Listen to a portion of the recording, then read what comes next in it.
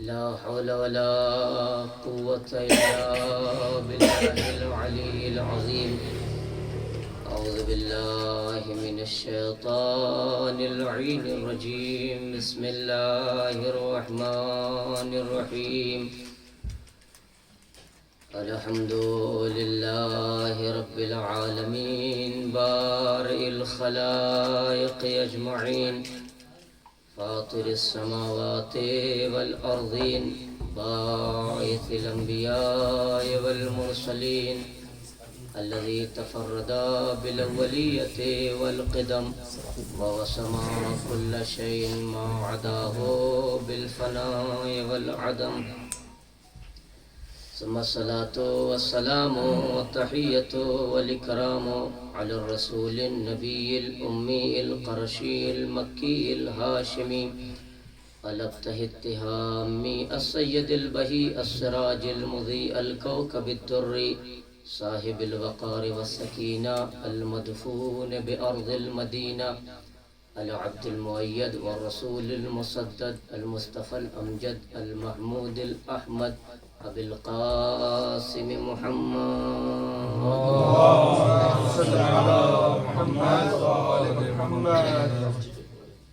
وعلى أهل بيته الطيبين الطاهرين المعصومين المنتخبين المنتجبين الغر الميامين. ولعنة الله على أعدائهم وغاصبي حقوقهم ومنكري فضائلهم. أما بعد فقد قال الله الحكيم في كتابه الكريم وهو أصدق القائلين وقوله الحق. بسم الله الرحمن الرحيم. والكاظمين الغيظ والعافين عن الناس والله يحب المحسنين. صلوات محمد وآل محمد. اللهم صل على محمد وآل محمد.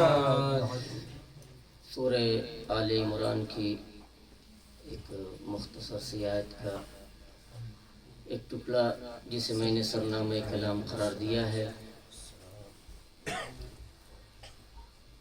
آیت کا تعلق ما قبل سے ہے جس میں پروردگار عالم متقین کے صفات بیان کر رہا ہے اور آواز دے رہا ہے وَسَارِعُوا إِلَى مَغْفِرَةٍ مِّن رَبِّكُمْ. اور تم جلدی کرو، دوڑو، بھاگو، سرعت اور تیزی پیدا کرو اللہ کی مغفرت کے حصول کے لیے. وَجَنَّةٍ أَرْضُهَا السَّمَاوَاتُ وَالْأَرْضُ. اور اس جنت کے لیے تگ و دو کرو، کوشش کرو جس کا طول و عرض زمین و آسمان کی طرح ہے. اعدت للمتقین. اور یہ وہ جنت ہے جسے ہم نے صاحبان تقوی اور جن کے دل میں ہمارا خوف الہی اور اللہ کا ڈر پایا جاتا ہے، ہم نے ان کے لیے جنت کو آراستہ اور تیار کر رکھا ہے. اب یہاں سے جنت کی طرف دوڑنا ہے، اللہ کی رضا، اس کی خوشنودی اور اس کی مغفرت کی طرف جانا ہے ہمیں.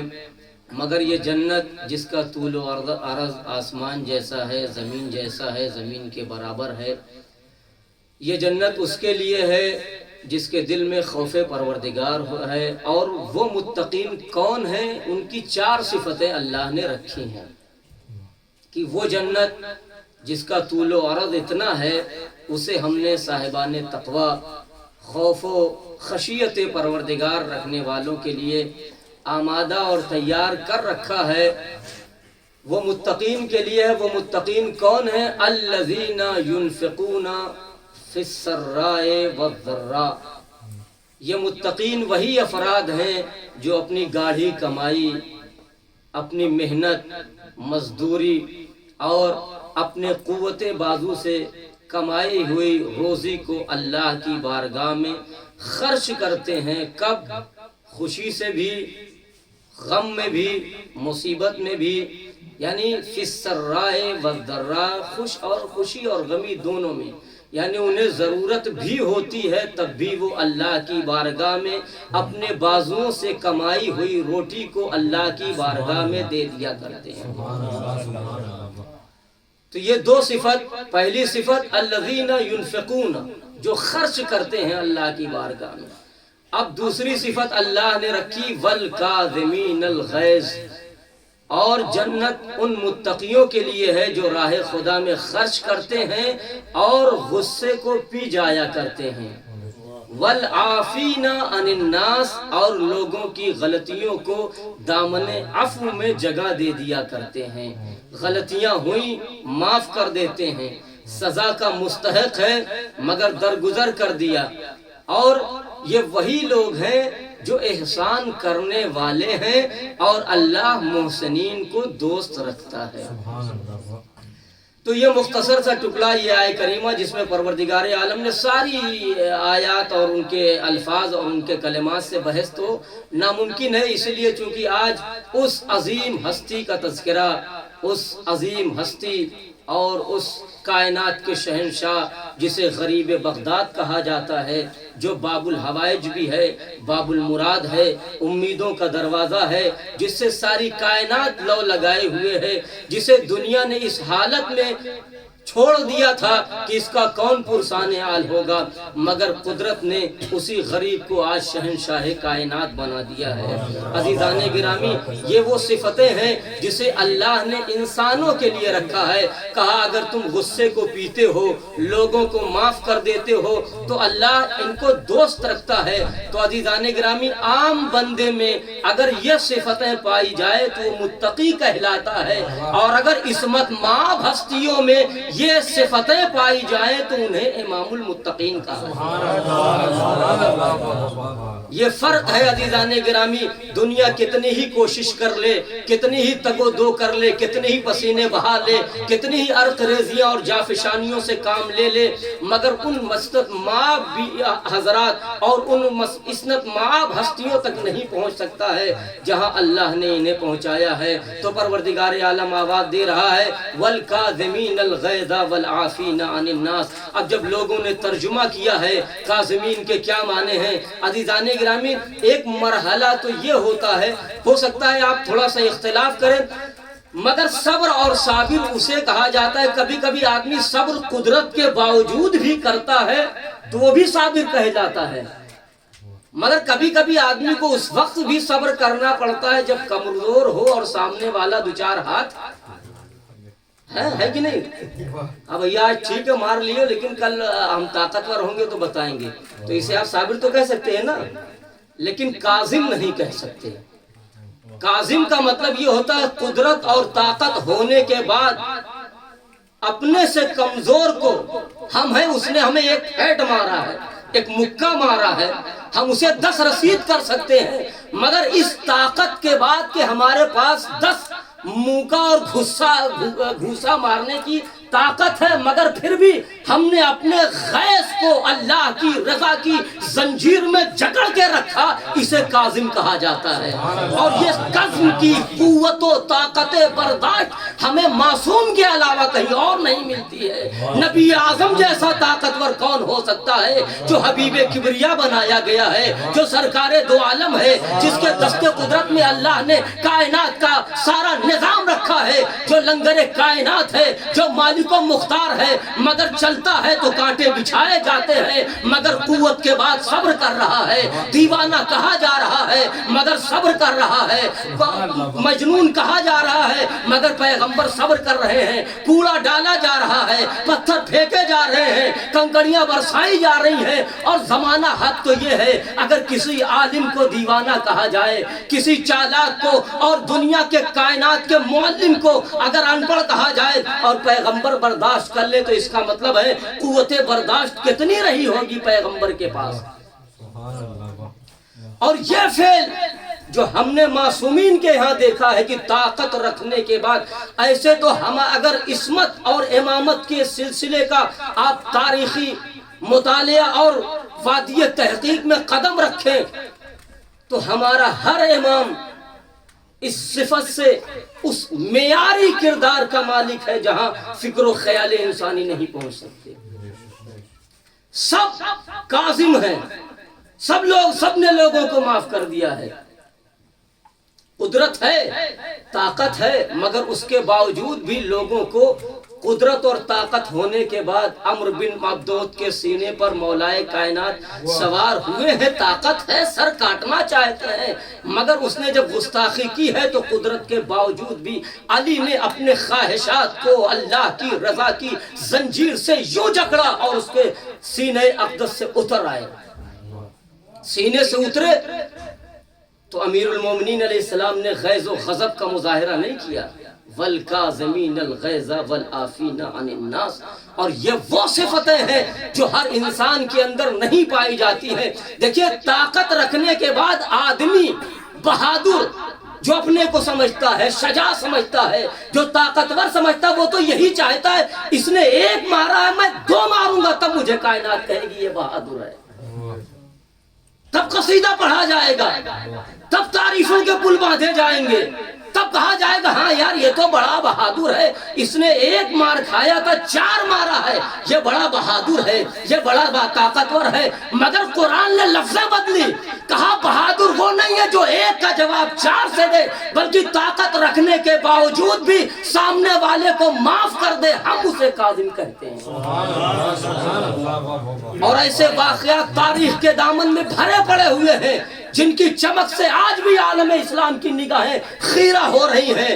امام سجاد کا بھی واقعہ ملتا ہے، خود امام موسیٰ کاظم علیہ السلام کی کنیز کا بھی ملتا ہے.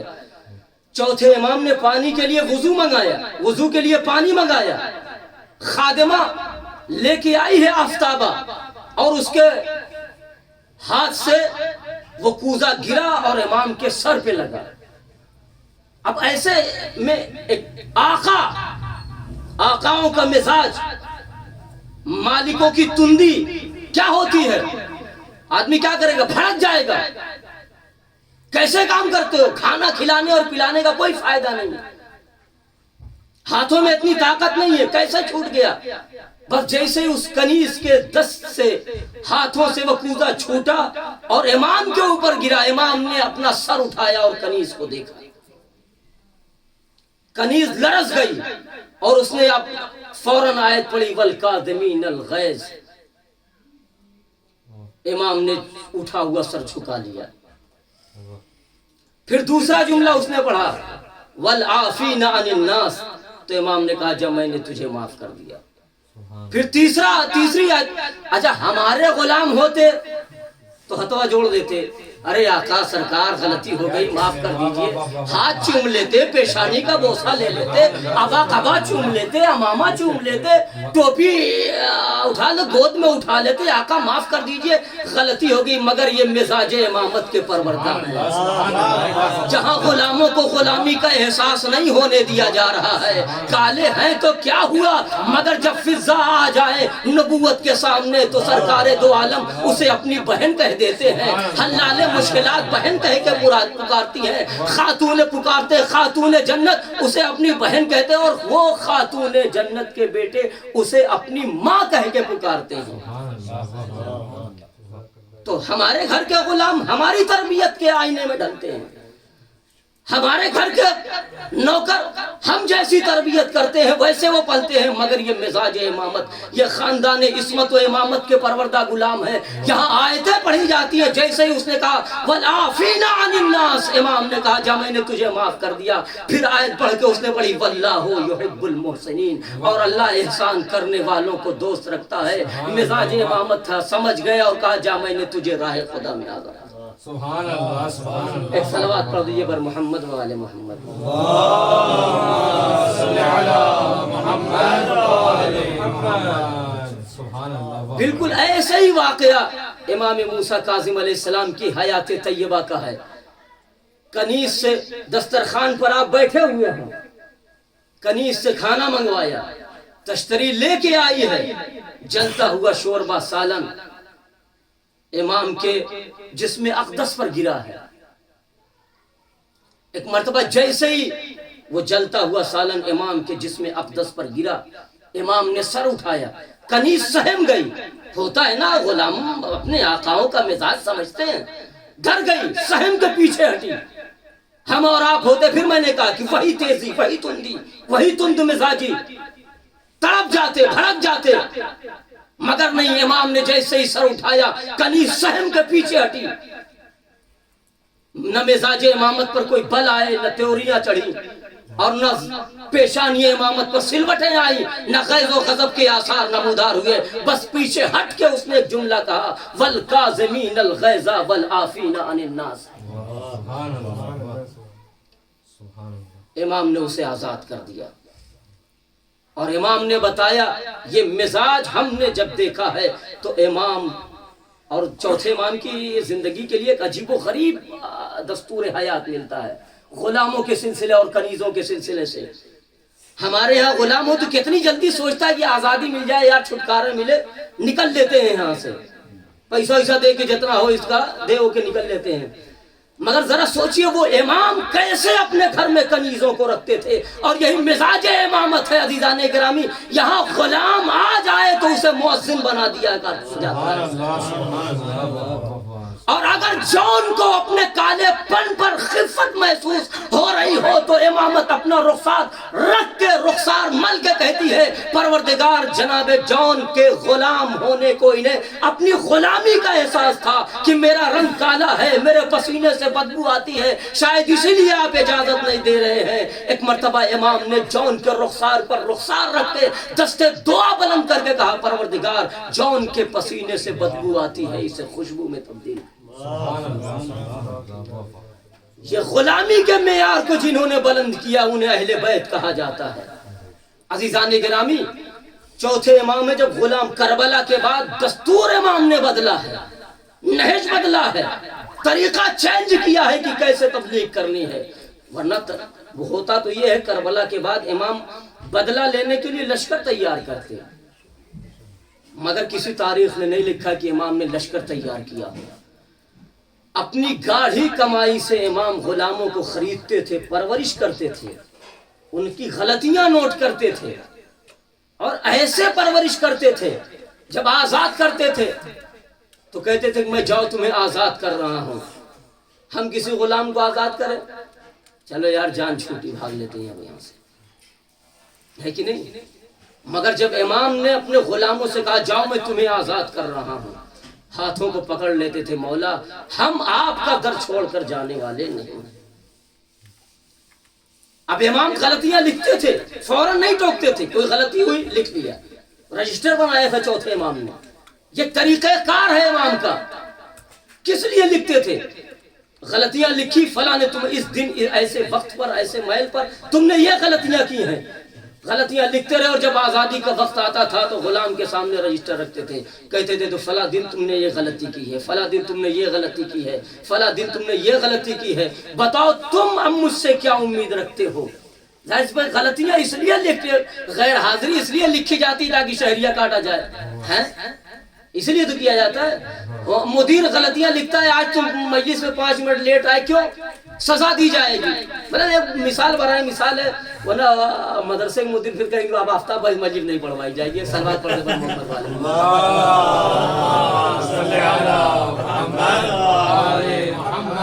وقت کی نزاکت ہے, غلطیاں کیوں لکھی جاتی ہے.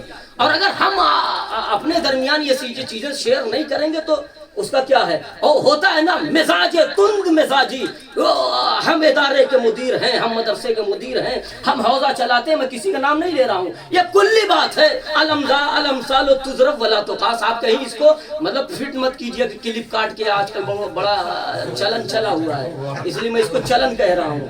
چلن چلا ہوا کلپ کاٹ دیتے کہ آفتاب بھائی آپ کے خلاف آپ ہی کے مدرسے میں پڑھ رہے تھے, ہے کہ نہیں.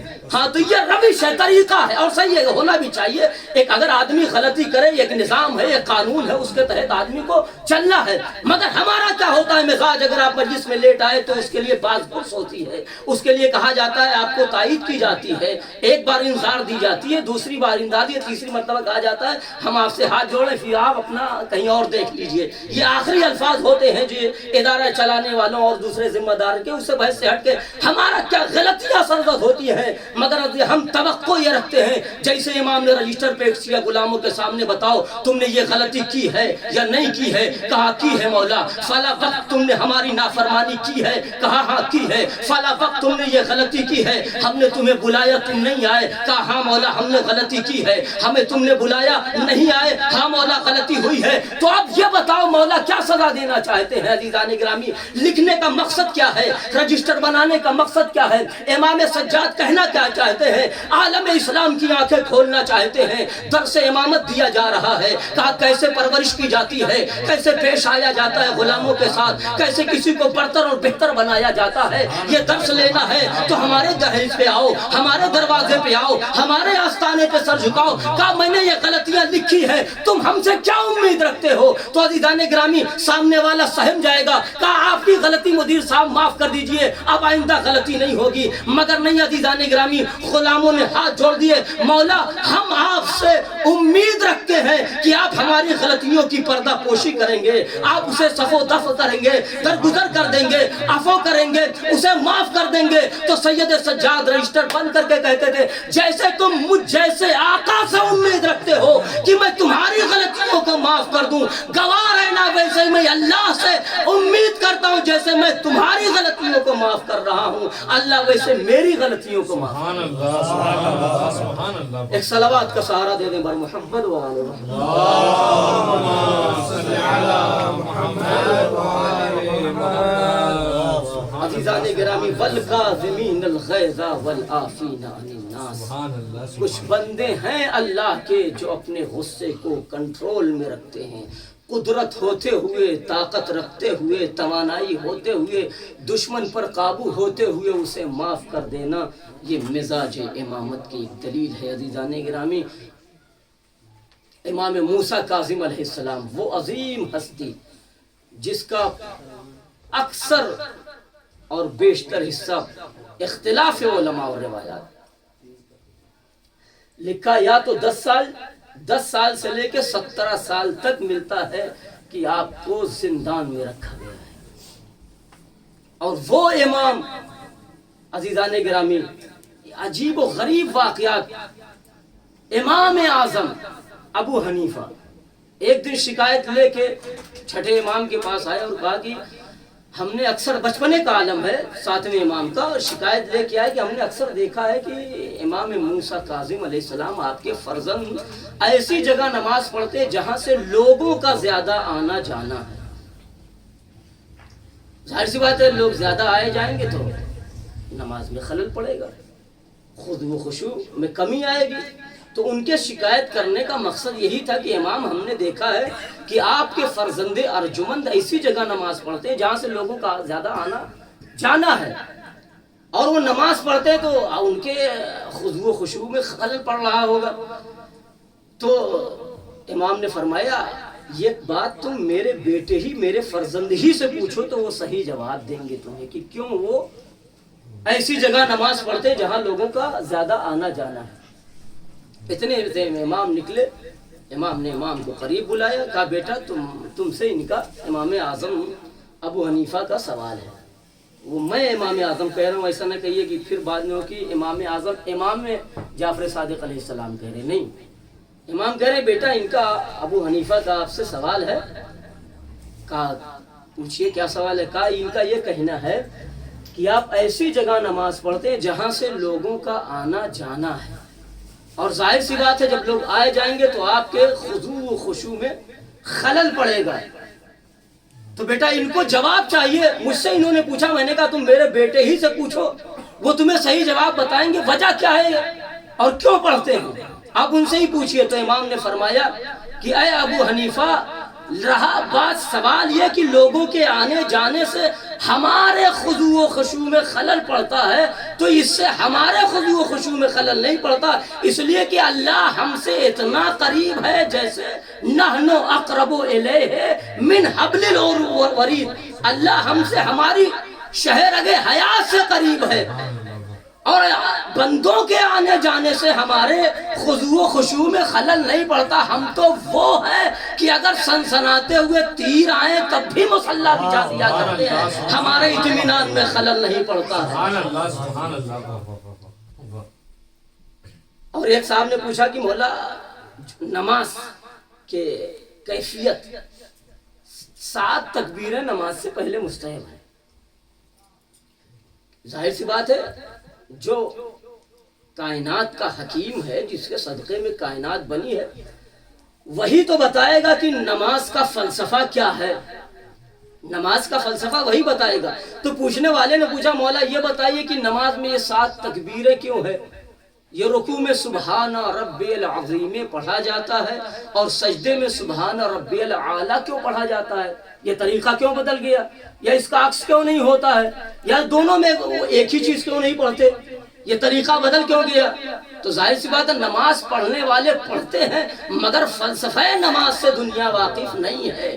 اگر اہل بیت نہ ہوتے تو پتہ کیسے چلتا کہ یہ فلسفہ نماز کیا ہے, تکبیر کا مطلب کیا ہے. 7 تکبیریں جب آدمی مصلی عبادت پہ کھڑا ہوتا ہے تو 7 مرتبہ اللہ اکبر کہتا ہے. تو پوچھنے والے نے پوچھا مولا اس کا فلسفہ کیا ہے؟ تو امام نے فرمایا اس کا فلسفہ یہ ہے کہ جب میرے جد امجد حضور سرور کائنات روحی وارواح العالمین لہ الفدا کو معراج کی سیر کرائی جا رہی تھی, معراج پر لایا جا رہا تھا, جب آپ پہلے آسمان پر پہنچے اور ساری عظمتوں کے دروازے کھلتے رہے, پہلے آسمان سے پردہ ہٹا تو جیسے ہی میرے نانا نے اللہ کی تجلیاں دیکھی تو وہاں اللہ اکبر کہا. پہلے آسمان سے گزرے, دوسرے آسمان پر پہنچے, دوسرے آسمان سے عظمت کے پردے ہٹے, ایک مرتبہ دوسری بار کہا اللہ اکبر, تیسرے آسمان پہ پہنچے, پردے ہٹتے رہے, آسمان کی منزلیں طے کرتے رہے. جیسے ہی تیسرے آسمان پہ پہنچے عظمت کے پردے ہٹے, اللہ اکبر میرے نانا کے کہا. چوتھے آسمان پہ پہنچے,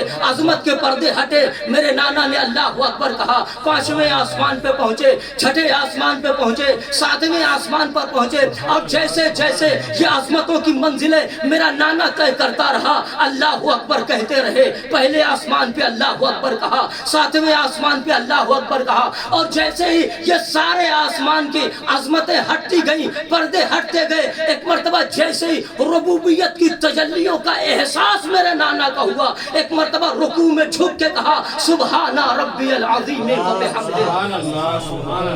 اور جب وہاں سے اور آگے بڑھے اور میرے نانوں کو محسوس ہوا دنا فتدلی فکانا قاب او قوسین ادنیٰ کی منزلوں پر پہنچ گئے, اور اتنا فاصلہ تھا, یا تو ربوبیت کی تجلیہ تھی, یا وحدت کی جلوہ آرائیہ تھی, یا نور الوہیت تھا. نہ نور تھا نہ کچھ تھا, نور نبوت تھا, نور الوہیت تھا, ذات پیغمبر اسلام تھی, اور کچھ نہ تھا. ہر طرف نور اور تجلیوں کی بارش ہو رہی تھی. ایک مرتبہ میرے نانا نے جیسے ہی نور کی تجلیاں دیکھی, سر سجدے میں رکھ کے کہا سبحان ربی الاعلیٰ. یہ نماز کا فلسفہ ہے عزیزان گرامی. ایک صلوات پڑھ دو پر محمد والے اللہم صلی علی محمد وآل محمد. یہ فلسفہ نماز, یہ کائنات کے حکیم ہیں جن کی ہستی کی وجہ سے کائنات باقی ہے. بس آخری منزل اس کے بعد ختم دعا ہے عزیزان گرامی. آپ جانتے ہیں عبد الصالح ایک لقب ہے امام کا, اور ہارون جیسے سفاک, ظالم, جابر, متمرد, سرکش وقت کے فرعونوں نے چاہا کہ نور امامت کو بجھا دیا جائے, تو 17 سال تقریباً کم و بیش بے اختلاف روایت کہہ لیجئے 10 سے 17 سال قید خانے میں رکھا. اور ہوتا ہے نا, اور جب کوئی بس نہ چلا تو قید خانے میں ایک رقاصہ کو بھیجا جو اپنے وقت کی سب سے حسین, جسے فائقۃ الجمال, رائعۃ الحسن عربی نے تعبیر کیا, عربی الفاظ میں کہہ لیجئے. اب اس کو میں کہہ نہیں سکتا ممبر سے کتنی خوبصورت تھی. اب آپ سمجھ لیجئے فائقۃ الجمال, رائعۃ الحسن کتنی خوبصورت تھی. ظاہر سی بات ہے مزاج امامت کو بہکانے کی کوشش کی جا رہی ہے, تو ظاہر سی بات ہے حسن ایسے ہی پیش کیا گیا ہوگا, ڈھونڈ کے لایا ہوگا. نہ جانے کس کس کن کن خوبیوں کی وہ مالک رہی ہوگی، حسن و جمال تو اپنا عالم۔ ظاہر سی بات ہے آخری حربہ جب کسی اچھے صاف ستھرے مولوی صاحب کو بہکانا ہو تو کیا کیا جاتا ہے؟ بس یہ مطلب یہ تھنک، یہ فکر، یہ خیال، یہ تفکر، یہ ذہنیت، یہ مزاج وہاں سے چلا آ رہا ہے۔ اور امام کو بہکانے کے لیے عزیزان گرامی، اور جیسے ہی ساری تفصیل چھوڑ دی میں نے، ورنہ واقعہ بڑا طولانی ہے، قید خانے میں ڈال دیا گیا اور اس سے بتا دیا گیا تیرا یہ کام ہے۔ اب جب وہ قید خانے میں آئی تو اس نے کیا دیکھا کہ امام ہے، صبح سر سجدے میں رکھا تو ظہر میں اٹھاتے ہیں، ظہر میں پیشانی رب کریم کی بارگاہ میں رکھتے ہیں تو مغرب ہو جاتی ہے، مغرب میں سر رکھتے ہیں تو سحر ہو جاتی ہے۔ عزیزان گرامی، اور وہ کہتی خود ہے کہ جب میں دیکھتی ہوں یہ اللہ کا نہ جانے کون سا بندہ ہے، جب وہ سبح قدوس رب الملائکۃ والروح سبحان ربی الاعلی و بحمدہ سبحان ربی العظیم و بحمدہ، اللہ کی بارگاہ میں نہ جانے کیسا بے نیاز بندہ ہے کہ بے نیاز بارگاہ میں آتا ہے تو وہ کہتا ہے اللہ اکبر، تو اب اللہ اکبر وہ کہتا ہے، در و دیوار سے آواز آتی ہے، در و دیوار سے تکبیر کی آواز آتی، وہ کہتا ہے سبحان ربی الاعلی و بحمدہ، وہ کہتا ہے سبحان ربی العظیم و بحمدہ، وہ تقدیس الہی پڑھتا ہے، وہ تسبیح پروردگار کہتا ہے، مگر در و دیوار سے آوازیں آتی ہیں تقدیس کی، در و دیوار سے تسبیح کی آواز آتی ہے۔ اور میں نے ایک ہاتف سنی ہے، جب وہ کہتا ہے سبح قدوس تو وہاں سے آواز آتی ہے آسمان سے، لبیک لبیک عبدی، لبیک لبیک عبدی۔ عزیزان گرامی، اور جب اس کو قید خانے سے ایک خادم کو مقرر کر رہا تھا، دیکھتے رہے نا بھیا کیا کر رہی ہے۔ خادم آ کے دیکھ رہا ہے کہ ایک مرتبہ ایسا ہوا کہ امام بھی سجدے میں ہے، وہ بھی سجدے میں ہے، وہ بھی سجدے میں ہے۔ اب جب دوبارہ بادشاہ ہارون کے پاس پہنچا، اس نے کہا کھیل تو الٹا پڑ گیا، کھیل ہم یہ سوچے تھے کہ عبد صالح، ظاہر سی بات ہے امام کو اس زمانے میں عبد صالح کہا جاتا تھا، اور شاید یہی وجہ ہے کہ دیکھیں دو نام اللہ نے ایک ساتھ، آپ کا نام کیا ہے؟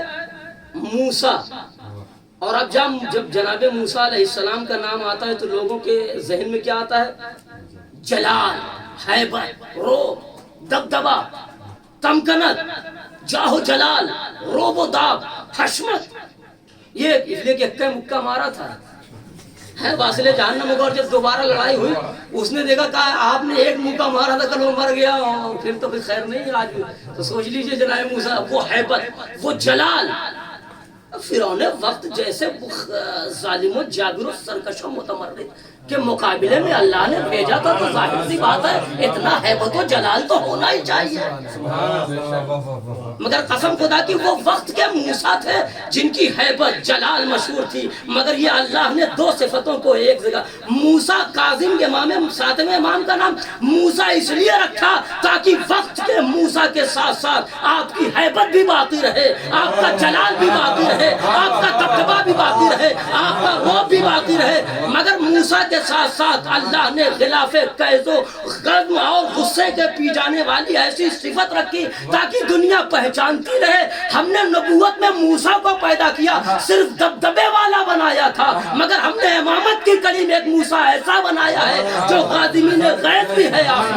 سبحان اللہ، نعرہ حیدری، آواز بلند نعرہ صلوات۔ موسیٰ کاظم، وہ ہیبت، روب و جلال۔ ایک مرتبہ وہ بھی سجدے میں ہے، کارندہ آیا اسے پکڑ کے لے کے بادشاہ کے پاس ہارون کے پاس گیا، کہا ہم نے تمہیں کس کام کے لیے بھیجا تھا اور تم کیا کر کے آ رہی ہو؟ تفصیل ہے میں نے چھوڑ دی، بس اس نے اتنا کہا کہ میں نے جب انہیں دیکھا ہے اور میں نے کہا تمہاری کوئی، مجھے بادشاہ حاکم وقت نے بھیجا ہے تمہاری خدمت کے لیے، تمہاری حاجت پوری کرنے کے لیے، مگر جب انہوں نے مجھے ایک مرتبہ جیسے امام سے اس نے کہا مجھے آپ کی خدمت کے لیے بھیجا گیا ہے، امام نے انگلی سے زاویے کی طرف اشارہ کیا، کہا دیکھ ہمیں تیری خدمت کی ضرورت نہیں ہے۔ وہ خود ہارون سے کہتی جب میں نے دیکھا تو ایک مرتبہ حور و غلمان کی لائنیں لگی ہوئی ہیں، وہ مخملی فرش، وہ تاج، وہ باغات جنت، وہ میوے، وہ پھل، وہ درخت، وہ جنت کی چیزیں، آسائش و آرام ایک طرف ہے۔ تو جیسے میں نے دیکھا میری آنکھیں کھیرا ہو گئی، اور وہ ہم مزاج امامت بن گئی۔ تو دنیا نے یہ سوچا تھا کہ ایک ایسی عورت کے ذریعے سے ہم امام کے لقب عبد صالح کو بہکانے کی کوشش کی تھی، مگر یہ مزاج امامت ہے، یہ بہکتے نہیں۔ ہاں ہمارے امام نے فرمایا کہ شاید امام کہہ رہے ہو کہ ہمارے جسم کو زنجیریں تو پہنائی جا سکتی ہیں، مگر ہمارے کردار کی خوشبوؤں کو کیسے روکا جائے گا؟ نہ اسے وقت کی زنجیریں روک سکتی ہیں۔ ایک صلوات پڑھ دیں بر محمد وآل محمد۔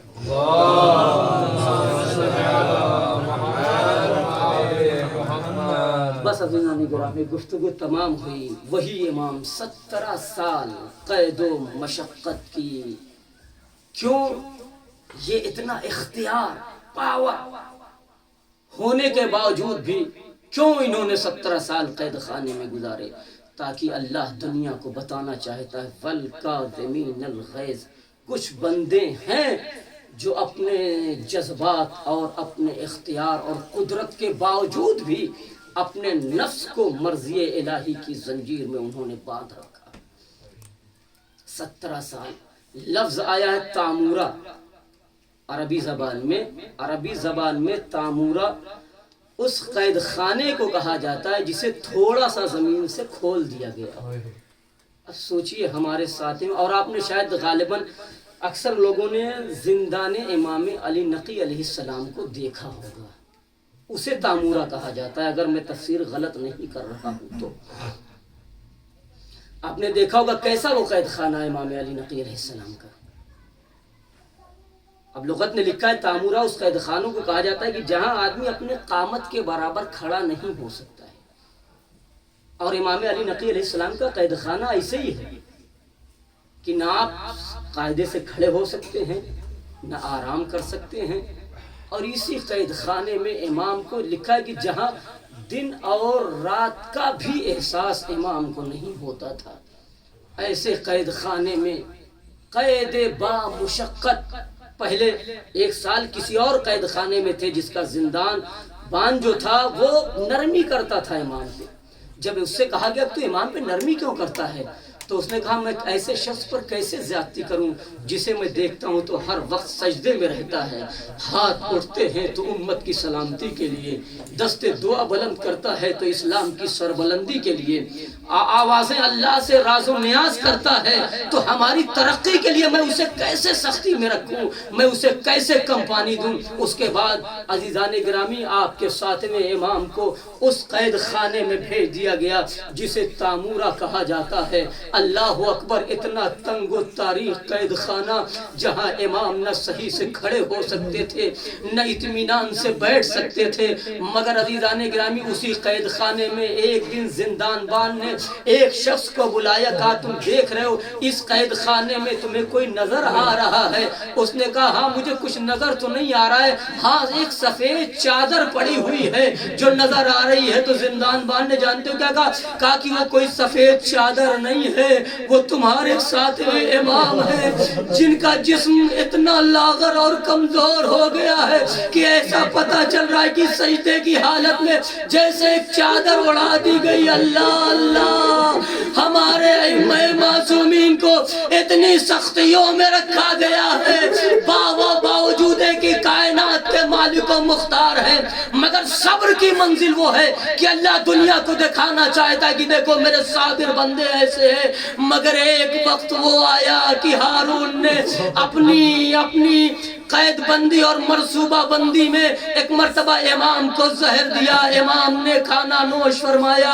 زہر کا عالم یہ ہے کہ 3 دن تک آپ زہر کی شدت کی وجہ سے تڑپتے رہے اور 30ویں دن انتقال ہوا۔ جانتے ہیں عزیزان گرامی، بڑے مصائب و آلات پیغام ہے، ہمارے ہر امام کو یا تو شہید کیا گیا یا زہر کے ذریعے سے یا تلوار کے ذریعے سے، مگر غریب بغداد کی غربت کا ایک عالم یہ ہے کہ عزیزان گرامی آپ قید میں تو تھے ہی، تنگ قید خانہ تھا، کھانا کم دیا جاتا تھا، پانی پینا کے برابر دیا جاتا تھا، اسی عالم غربت میں میرا امام گیا ہے، 14 سال تک قید با مشقت گزارنے کے بعد جب انتقال اور شہادت ہوئی ہے تو نہ وہ زنجیریں کاٹی گئی، نہ وہ بیڑیاں جسم سے جدا کی گئی، اسی زنجیروں اور بیڑیوں میں امام کے جسم کو بغداد کے پل پہ اس منادی کے ساتھ لا کے رکھ دیا گیا، اے بغداد والو آؤ، یہ رافضیوں کے امام کا جنازہ ہے، اللہ اللہ، غریب بغداد، ارے زندگی میں میرے مولا کے جسم کو زنجیروں میں جکڑا گیا، مگر بعد وفات اجرکم اللہ، مولا کو کوئی غم نہ دے سوائے غم مظلوم کربلا کے زنجیروں میں جکڑا ہوا جسم ہے۔ روایت کہتی ہے آپ سلام دو زیارت میں پڑھتے رہتے ہیں، السلام علی ذی المرفوض بحلق القیود، میرا سلام اس ذات اقدس گرامی قدر پر کہ جس کا جنازہ اسی زنجیروں کے ساتھ قید میں بعد شہادت بھی رکھا گیا، اور حالت ایسی تھی کہ جہاں جہاں زنجیروں کے نشان تھے وہاں سے جسم کا گوشت اڑ گیا تھا۔ اللہ اللہ، زیارت میں آپ پڑھتے ہیں السلام علی المفجون فالسلام علی المعذب فی قعر السجون، ارے ہمارا سلام اس غریب پر جسے قید خانے کی تنگی میں ستایا گیا، اللہ قید خانے کی رہبات جب آپ کی شہادت ہو گئی بغداد کے پل پہ جنازہ رکھا گیا۔ اب روایت یہاں بھی کہتی ہے کہ ایک چاہنے والے نے امام کا جنازہ اٹھایا، سلیمان غالباً نام ہے اس کا، جب اسے پتا چلا کہ ہمارے مظلوم امام کا جنازہ قید خانے میں رکھا گیا، اور قید خانے کے بعد بغداد کے پل پر زنجیروں میں جب چادر ہٹائی گئی ہے نا، تخت ہٹایا گیا، تو کیا دیکھا کہ مظلوم امام کا جنازہ میت ابھی بھی زنجیروں سے لپٹی ہوئی ہے، ہاتھوں میں اب بھی ہتھکڑیاں ہیں، پیروں میں بیڑیاں ہیں، نشان باقی ہے۔ 14 سال تک میں کہوں گا ہاتھ جوڑ کے مولا، اے غریب بغداد بڑی مصیبت کی منزل ہے، اے آقا بڑا سخت مرحلہ ہے کہ آپ کی وفات کے بعد زنجیریں کاٹی نہیں گئی، انہی زنجیروں کے ساتھ آپ کا جنازہ رکھا گیا، مگر مولا بیٹیوں نے وہ جنازہ تو نہیں دیکھا نا، ارے بہنوں نے آپ کو اس حالت میں نہیں دیکھا نا، برابر کے بیٹے نے وہ اس حالت میں نہیں دیکھا نا، مگر مولا بڑی غربت کی منزل ہے کہ عالم غربت میں کہ کسی کا جنازہ، ارے کسی کا جنازہ بغیر زنجیر کے پڑا ہو تو مصیبت کی منزل ہے، مگر مولا بڑی مصیبت کی منزل ہے کہ آپ کا جنازہ زنجیروں میں جکڑا تھا، مگر اللہ رے غریب زہرا مظلوم لیلا، اے مولا ارے آپ غریب ہیں، اجرکم اللہ، مولا پرسہ قبول کیجئے ہمارا، ہم غریبوں کا پرسہ، مولا آپ بہت غریب ہیں، جنازہ زنجیروں میں جکڑا ہوا ہے، بغداد کے پل پہ عالم غربت میں رکھا گیا ہے، مگر مولا آپ کی بہنوں نے تو یہ جنازہ نہیں دیکھا، بیٹیوں نے اس طرح میت تو نہیں دیکھی، بیٹوں نے اس طرح جنازہ نہیں دیکھا، عالم غربت کے بعد بھی جنازہ اٹھا دیا گیا، مگر مولا ایک غریب جنازہ سن 61 ہجری میں تھا کہ عالم غربت کی حالت یہ ہے کہ سرزمین کربلا پہ غریب زہرا کا جنازہ پڑا ہوا ہے، اسی راستے سے سیدانیوں کو گزارا جا رہا ہے، اے عزادارو مجھے نہیں معلوم جب کسی باپ کا جنازہ بے غور و بے غسل و کفن پڑا ہو تو بیٹے کی کیا منزل ہوتی ہے، بہن کا دل کیسے پھٹ جاتا ہے، بیٹی کیسے تڑپتی ہے۔ آپ اس سے اندازہ لگائیے 11 محرم کو لاشہائے شہداء سے جب سیدانیوں کو گزارا جانا لگے تو ایک مرتبہ سید سجاد نے باپ کا جنازہ دیکھا اور ایسا محسوس ہوا کہ روح قفس عنصری سے پرواز کر جائے گی۔ ایک مرتبہ شہزادی زینب نے اپنے کو اونٹ سے گرا دیا۔ سجاد متوجہ ہوئے، پھوپھی اماں کے قریب آئے، اے پھوپھی اماں، ارے آپ نے اپنے کو اونٹ سے کیوں گرا دیا؟